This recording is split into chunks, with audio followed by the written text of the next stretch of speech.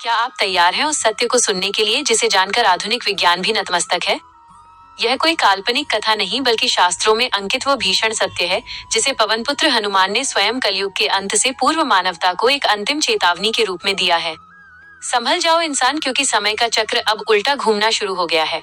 आज हम उस अनसुने रहस्य को उजागर करेंगे जिसे आज के विनाशकारी संकेतों से जोड़कर देखना हर सनातनी के लिए अनिवार्य है। श्रीमद् भागवत के 12वें स्कंध में कलयुग के जो लक्षण बताए गए हैं वे आज एक एक कर हमारी आंखों के सामने सच हो रहे हैं। हनुमान जी, जो अजर अमर हैं और 7 चिरंजीवियों में से एक हैं, वे इस युग के साक्षात साक्षी हैं। उन्होंने युगों पहले चेतावनी दी थी कि जब मनुष्य की बुद्धि केवल पेट भरने तक सीमित रह जाएगी, जब पवित्र रिश्ते केवल स्वार्थ और मतलब की नींव पर टिकेंगे, और जब धर्म केवल प्रदर्शन और पाखंड का साधन बनकर रह जाएगा, तब विनाश की अंतिम पटकथा लिखी जाएगी। आज अपने चारों ओर देखिए, क्या हम उसी युग के चरम पर नहीं खड़े हैं? प्रकृति का ये अनियंत्रित क्रोध, बढ़ती असाध्य बीमारियां और इंसानों के बीच बढ़ती नफरत, क्या ये उस महावीर का इशारा नहीं है? मारुति नंदन ने स्पष्ट शब्दों में कहा था, जब तक राम नाम का उद्घोष निश्चल और सच्चे मन से हो रहा है, तब तक मैं शांत हूँ। राम नाम वो सुरक्षा कवच है जिसने इस संसार को अब तक थामे रखा है। लेकिन जिस दिन ये भक्ति केवल एक आडंबर बन जाएगी, जिस दिन मानवता अपना मूल स्वभाव खो देगी और अधर्म का अंधकार हर घर में प्रवेश कर जाएगा, उस दिन हनुमान जी की गदा न्याय का नया विधान लिखेगी। पुराणों का तो यह भी कहना है कि कलयुग के अंत में जब भगवान कल्कि का अवतार होगा, तब हनुमान जी पुनः सक्रिय होंगे ताकि अधर्म का समूल नाश किया जा सके। तो क्या अब कोई मार्ग शेष नहीं बचा? क्या हम विनाश की ओर बढ़ने के लिए विवश हैं?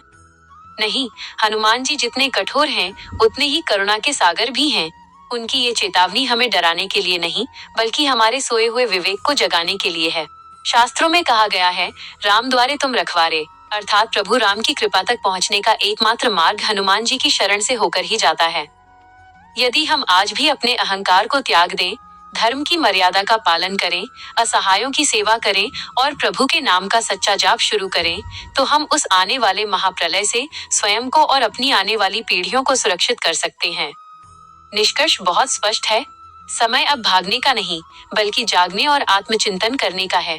चुनाव पूरी तरह आपका है। विनाश के प्रवाह में बह जाना है या धर्म के मार्ग पर चलकर उस महावीर की छत्रछाया प्राप्त करनी है। यदि आप भी उस संकट मोचन की अनंत शक्ति पर अटूट विश्वास रखते हैं, तो कमेंट में जय श्री राम लिखकर इस सत्य का आज ही प्रसार करें। याद रखिए, समय किसी की प्रतीक्षा नहीं करता और न ही वो किसी को क्षमा करता है। जागिए, इससे पहले कि बहुत देर हो जाए। जय बजरंगबली। अंत में बस इतना ही कहूंगी, समय बदल रहा है और सत्य को स्वीकार करना ही एकमात्र मार्ग है।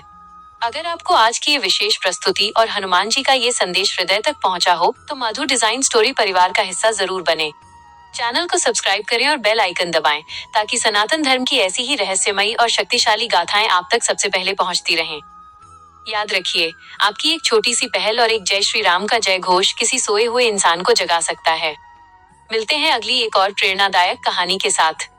तब तक के लिए सुरक्षित रहें और धर्म के मार्ग पर अडिग रहें। जय श्री राम, जय बजरंगबली।